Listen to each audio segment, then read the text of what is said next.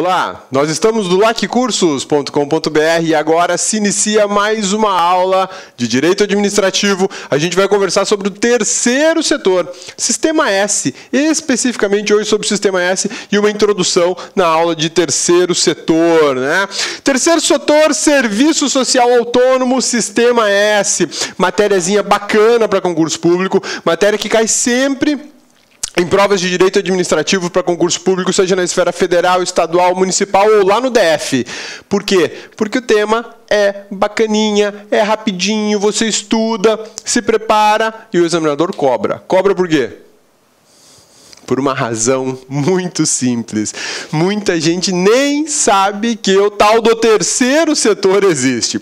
Mas você, meu amigão do LAC, minha amigona do LAC, vai saber o que é o terceiro setor, para que ele serve, quem compõe o terceiro setor, quais são as pessoas jurídicas que fazem parte dele, se ele é da administração pública direta ou se é da administração pública indireta. A gente vai saber agorinha que não é nem de um nem de outro, beleza? Vamos lá? Terceiro setor, introdução, é a parte que eu vou dar uma noção para você do que é esse terceiro setor, por que a gente chama de terceiro setor e como cai em prova. Vamos lá?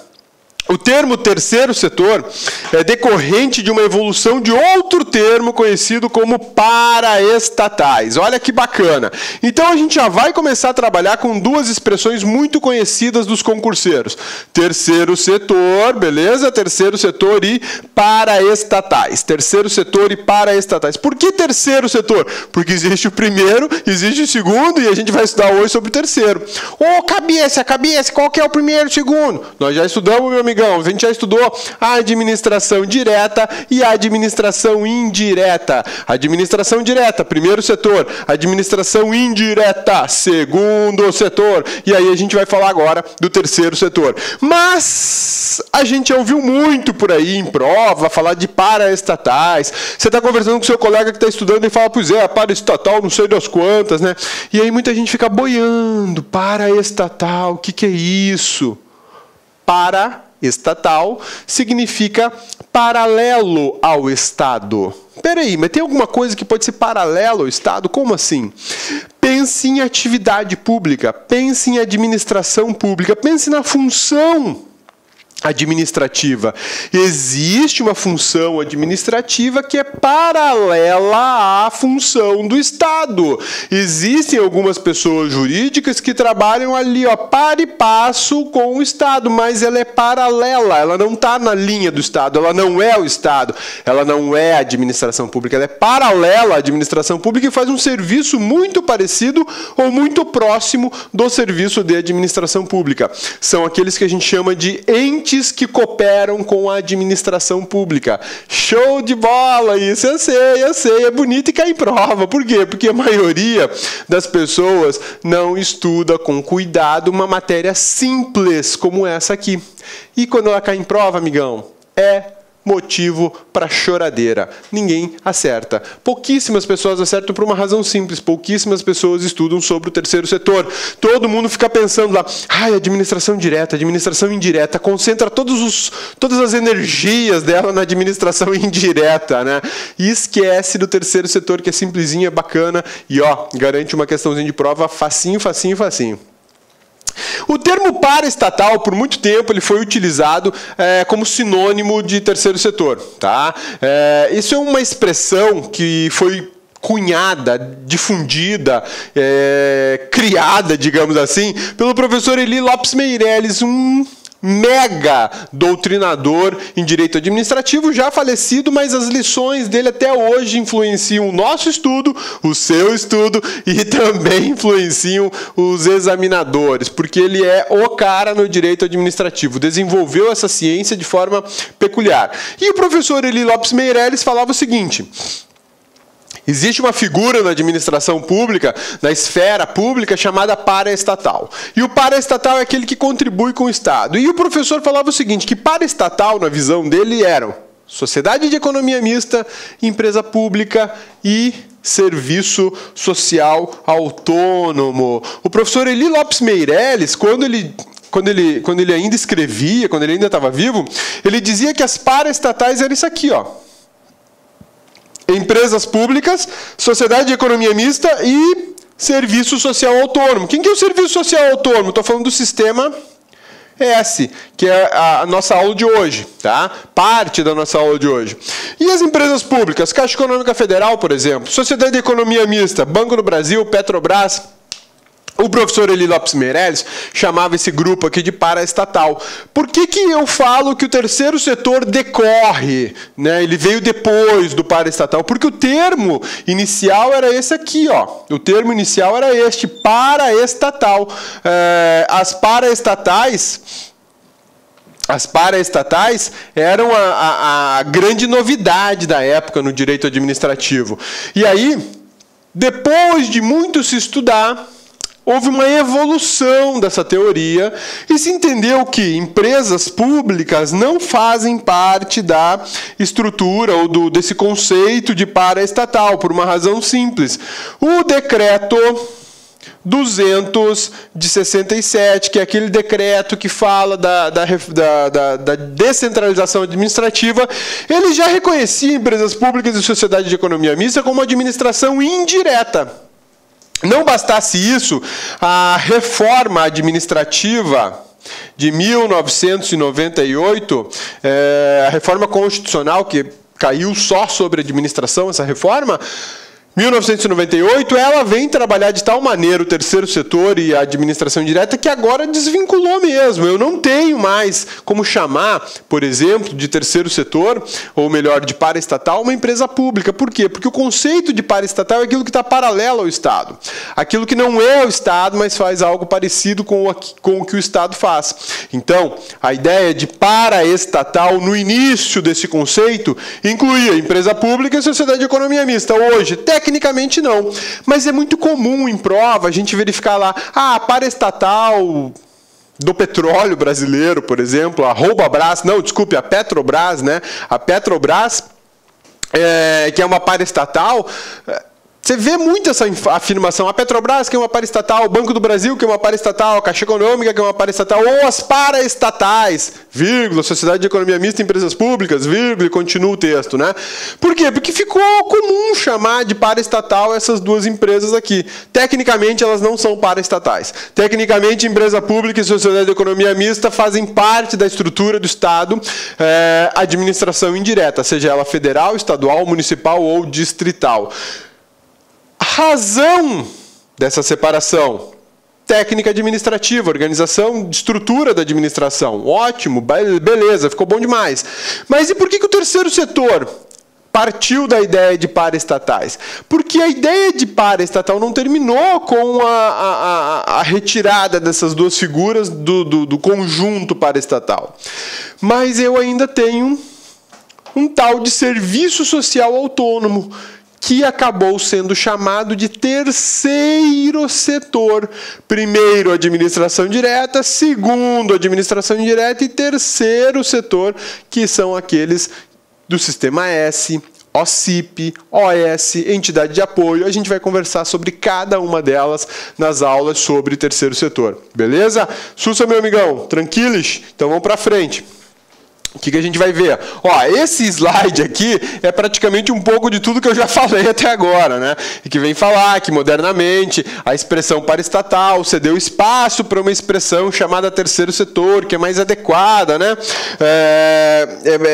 Como é que eu posso te falar? Cadê a telinha branca? Está aqui, vamos desenhar. Então, eu tenho a ideia de administração pública, e essa ideia está vinculada à ideia de Estado, tá? Estado e administração não são a mesma coisa. A gente já sabe disso, a gente já estudou Estado e já estudou administração pública, nós conhecemos o conceito de cada uma, né?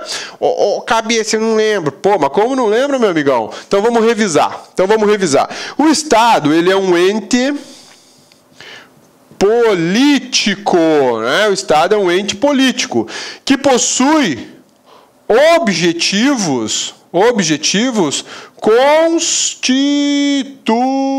constitucionais, ok? Existem alguns objetivos que ele tem que alcançar, estão previstos na Constituição. Por exemplo, artigo Artigo 3º da Constituição Federal de 1988, erradicar a pobreza, garantir o desenvolvimento nacional, eliminar as desigualdades entre regiões do país, enfim, são objetivos da República Federativa do Brasil. A República Federativa do Brasil é o Estado brasileiro, é um ente político, ele tem caráter internacional, inclusive. Mas como é que eu consigo alcançar esses objetivos? Como é que eu consigo concretizar esses objetivos? Olha só como é que eu consigo. Eu consigo através disso aqui, ó. Administração pública. A administração pública é quem vai me garantir a execução de atos administrativos para alcançar todos os objetivos republicanos que eu tenho lá na minha conta, digamos assim, né? O que eu tenho que fazer? Então, a administração pública, ela executa atos administrativos visando a satisfação dos objetivos constitucionais. Aqui eu tenho um Estado, aqui eu tenho a máquina que faz o Estado funcionar. Então, quando eu falo de administração pública, eu estou falando de algo que é diferente do Estado. A administração pública, ela me garante o funcionamento do Estado. Ela não é o Estado, mas ela me garante o funcionamento do Estado. Quando eu falo dessa estrutura de administração pública e Estado, eu tenho uma classificação que diz o seguinte: a administração pública pode ser de primeiro setor, de segundo setor, e existe uma figura ainda no terceiro setor. Tá? Primeiro setor e segundo setor, eu estou na administração direta, no primeiro, administração indireta, no segundo. E o terceiro setor, quem coopera com o Estado, com a administração. Eles não são administração, esse setor aqui não é parte de administração, mas ele está colado, ele está ajudando a administração, ele está anexo à administração, mas tecnicamente ele não é administração pública. E na aula de hoje a gente vai verificar essa distinção de forma muito clara, porque aqui eu tenho autarquias, eu tenho órgãos, aqui não. Aqui eu não tenho autarquia, eu não tenho órgão, eu não tenho empresa pública, eu não tenho sociedade de economia mista. Pelo contrário, tenho associações civis, tenho pessoas jurídicas de direito privado que muitas vezes são criadas por outras pessoas jurídicas de direito privado mediante uma lei. Doido isso, né? Muito louco. Para criar uma empresa do Sistema S, eu preciso de lei, tá? Mas quem é que cria? Quem é que propõe? Quem é que libera a primeira grana? Pessoas jurídicas do direito privado. E a gente vai ver isso na aula de hoje. Beleza? Bacana? Então, olha só. Dentro do terceiro setor, a gente vai verificar que eles não têm vinculação direta ao Estado, eles são auxiliares, eles colaboram com a figura do Estado, com as atividades do Estado. Algumas vezes exercem até as mesmas atividades que o Estado. Por exemplo, na parte de assistência social, muitas das empresas do Sistema S, muitas das pessoas jurídicas do Sistema S exercem atividade assistencialista. Outras exercem atividade profissionalizante. Cadê minha tela? Beleza. Então, olha só. O terceiro setor é composto pelas seguintes figuras: Serviço Social Autônomo, organizações sociais, OCIP e entidades de apoio. Na aula de hoje, a gente está trabalhando com essa aqui, ó. Beleza?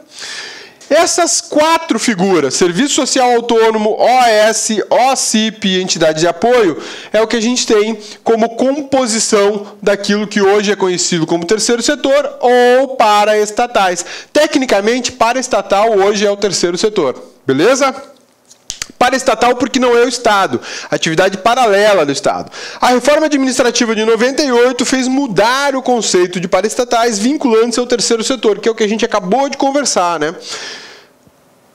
Ah, tá aqui. Eu sabia que o Cabeça tinha colocado um desenho aqui. Olá, meus amigos, minhas amigas. E aí, gostou da aula do professor Rodrigão, professor Cabeça?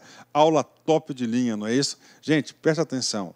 Essa videoaula que você assistiu é apenas um pequeno trecho da aula completa do professor Rodrigo. Tá? É um pequeno trecho, em torno de 20% aí da videoaula dele. Se você quer assistir essa videoaula inteiraça até o final, tá certo? Aliás, quer fazer o curso de Direito Administrativo do professor Rodrigão, professor Cabeça aqui, acesse o nosso site, porque nós temos uma isolada específica de Direito Administrativo, temos também de Direito Constitucional do grande professor Rodrigo Belmonte, né?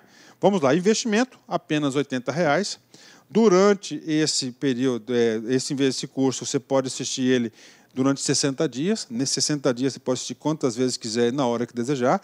Essa isolada possui atualmente 96 aulas, né, e diversos assuntos aí específicos de direito administrativo, e tem uma carga horária de 147 horas, é isso mesmo, né? Ou seja, não é um curso superficial, é um curso realmente onde você não vai praticar o auto-engano, você vai aprender com profundidade, você vai adquirir a teoria suficiente para você compreender e, claro, ficar competitivo e acertar as questões de concurso. Então, nós aqui da LAC esperamos vocês. Um forte abraço, fique com Deus, tchau, tchau, fui. Clique LAC.